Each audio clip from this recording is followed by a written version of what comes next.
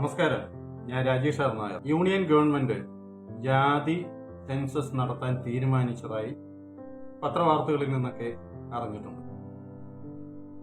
കേരളത്തിലെ കുറച്ച് സംവരണവാദികൾ ജാതി സെൻസസ് നടത്തണം എന്ന പേരിൽ കുറച്ച് കാലങ്ങളായി സെക്രട്ടേറിയറ്റ് നടയിലും സമരമിരിക്കുകയും പ്രക്ഷോഭങ്ങൾ നടത്തുകയും കേരള ഗവൺമെന്റിനോട് ഒക്കെ ആവശ്യപ്പെടുകയും ചെയ്തു. 2016 മാനവ ഐക്യവേദി സംഘടന ബഹുമാനപ്പെട്ട ഹൈക്കോടതിയിൽ ഒരു റിട്ട് ഹർജി നൽകി. ആവശ്യമുള്ളതായിരുന്നു 1993 മുതൽ നായർ, ബ്രാഹ്മണ, ക്ഷത്രിയ, അമ്പലവാസി സമുദായങ്ങൾക്ക് സർക്കാർ ഉദ്യോഗത്തിലും നിയമസഭയിലും മതിയായ പ്രാതിനിധ്യം വേണം എന്നാവശ്യപ്പെട്ടുകൊണ്ട് സംസ്ഥാന പിന്നാക്ക വിഭാഗ കമ്മീഷനിൽ നൽകിയ പരാതി പരിഗണിച്ചു വാദം കേൾക്കണം എന്നതായിരുന്നു ആവശ്യം. 1993 പരാതി നൽകുമ്പോൾ മാനവ ഐക്യവേദിയുടെ പൂർവ്വരൂപമായ അവശ മുന്നോക്ക സംഘം എന്നായിരുന്നു അതിന്റെ പേര്.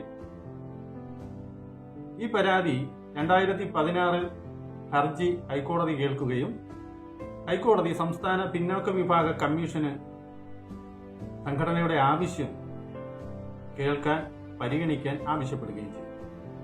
അതിന്റെ അടിസ്ഥാനത്തിൽ സംസ്ഥാന പിന്നോക്ക വിഭാഗ കമ്മീഷൻ മാനവ ഐക്യവേദിയുടെ ആവശ്യം കേൾക്കുകയും മാനവ ഐക്യവേദി സംഘടന സംസ്ഥാനത്തെ പിന്നാക്ക വിഭാഗ ജനങ്ങളെക്കുറിച്ചും 1992 സുപ്രീം കോടതിയുടെ മണ്ഡൽ കമ്മീഷൻ റിപ്പോർട്ടിനെ തള്ളിക്കളഞ്ഞുകൊണ്ടുള്ള സുപ്രീം കോടതി ഭരണഘടനാ ബെഞ്ചിന്റെ സുപ്രധാനമായിട്ടുള്ള വിധിയെ സംബന്ധിച്ചും ഭരണഘടനയിലെ ആർട്ടിക്കിൾ 16(4), 15(4) എന്നിവയെക്കുറിച്ചും കേരള സംസ്ഥാനത്ത് പിന്നാക്ക സമുദായ വികസന വകുപ്പും തുടർന്ന് പിന്നാക്ക വിഭാഗ വകുപ്പും പ്രവർത്തിക്കുന്നതിനെക്കുറിച്ചും മുൻകാല നടപടികളെക്കുറിച്ചും സംസ്ഥാന ഗവൺമെന്റിന്റെ നടപടികളെക്കുറിച്ചും കേരളത്തിലെ ജാതി രാഷ്ട്രീയത്തെക്കുറിച്ചും ആയിരക്കണക്കിന് പേജുകൾ വരുന്ന വിശാലമായിട്ടുള്ള തെളിവുകൾ സഹിതമുള്ള രേഖകൾ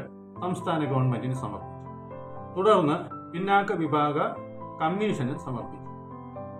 പിന്നാക്ക വിഭാഗ കമ്മീഷൻ പല തവണകളിലായി വാദം കേട്ടതിന് ശേഷം നായർ, ബ്രാഹ്മണ, ക്ഷത്രിയ, അമ്പലവാസി സമുദായത്തിന് സംവരണവും സാമ്പത്തിക ആനുകൂല്യങ്ങളും വേണ്ടതാണെന്നും നായർ, ബ്രാഹ്മണ, ക്ഷത്രിയ, അമ്പലവാസി വിഭാഗത്തിലെ സമുദായങ്ങളിലെ പിന്നാക്ക വിഭാഗ ജനതയ്ക്ക് സംവരണവും ആനുകൂല്യങ്ങൾ നൽകണമെന്നും